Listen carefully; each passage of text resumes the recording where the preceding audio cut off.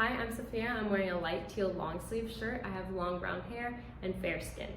I'm going to be showing you how to use dumbbells for shoulder movements. The 4 movements I'll be going over are shoulder press in both a seated and standing position, a rear delt fly, a front raise, and a lateral raise. So for a standing shoulder raise, what you're going to do is bring the dumbbells up to your shoulders. Instead of being in line with your shoulders, you're going to come up a little bit forward. This is like maybe you could say 30 degrees forward, or maybe at a 45. You can go up, press anywhere in between those angles, just making sure you're not in line with your shoulders, you're a little bit in front. So once you're here, your wrists are straight and you're going to press directly up and back down. Make sure you're standing in a stable position. Your feet are at least hips width apart. So once you do a couple reps, you'll know how to feel the movement. If you feel wavy at the top like this, maybe it's time to take a longer rest or lower the weight. So for the seated shoulder press, you can either bench from this angle or from the notch above it. So the angle I prefer is not this one. This is a little too upright for me. I like benching from the second one down. This one is just enough upright while also at an angle for me. So let's set up for our seated shoulder press. We're gonna load our dumbbells on our knees. You can kick them up one at a time. Make sure you're pressing from a position here. Your elbows are in front of your shoulders rather in line.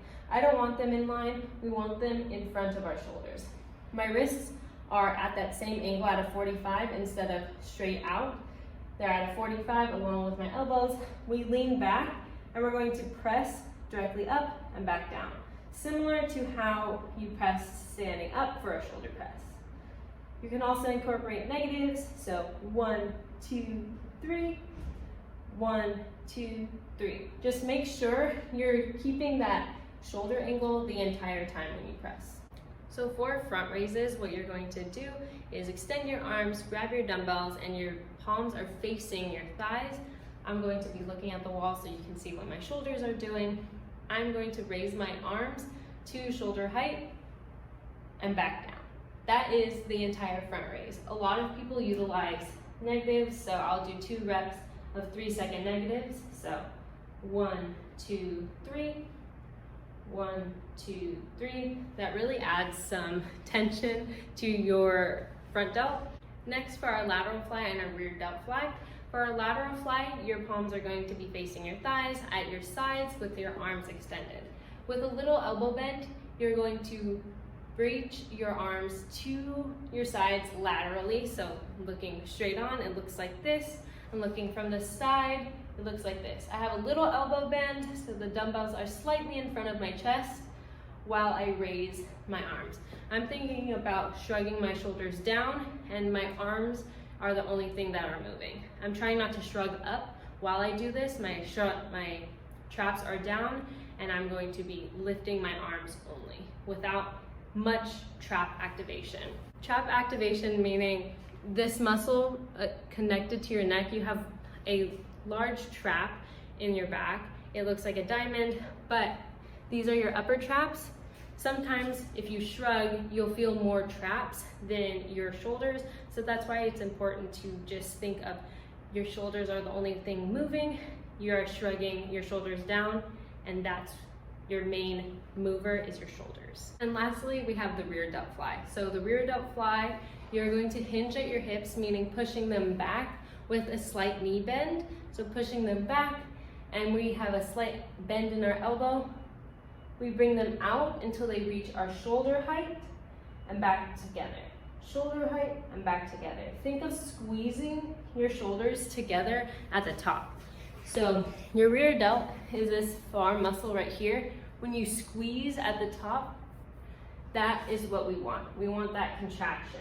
So again, bring it to our shoulder height and back down. Of course, you can add negatives when you are going back down. So our modification for dumbbell shoulder work is to use a cable pulley system for our shoulder work. You're gonna put a bench close to the pulley system. Make sure the pulley is at the bottom of the line here, and make sure the yellow tab That's how you move it. You pull out the yellow tab and make sure the pulley is at the last notch. You'll attach a D handle, which is that handle looking attachment, and that's how you'll be set up for these movements. So you can face the bench like this or like this. If you need back support, you can use this bench. If you don't, you can use the first bench I showed you. So for front raise on this system, the D handle is going to go on the back of the wrist right here. What you're going to do is go, since this is at a 45, since I'm sitting, if you stand up, you can go from a extended arm, but from here I'm going at an angle, so that means instead of going to my shoulder height, which is totally fine, if you want to do this range of motion, that's totally fine, keeping tension on my shoulder the whole time by not allowing the weights to touch from the pulley system, meaning not allowing these weights to touch. I'm here instead of going down in between every rep. From here, going to my shoulder height or a little bit above, if that's what you feel like you need to do. If you feel like your contraction's not as you planned, you can do that too. So lateral raise is the same thing. We're just pulling outwards, right? We're pulling out to the side, keeping our arm slightly bent, and we're pulling out to the side. You can do this with this side too. You just might need to move the bench this way. So for the rear delt fly, it is the same process of putting the D handle on the back of our wrist and holding this pole right here for stabilization. You're going to hinge at your hips, so hinging at our hips, and we are rear flying this way. In this case, we're only doing one arm for right now. So my wrist goes underneath, I'm hinging at my hips with a slight knee bend, and I'm bringing it out to my shoulder line and back down. So to my shoulder line and back down.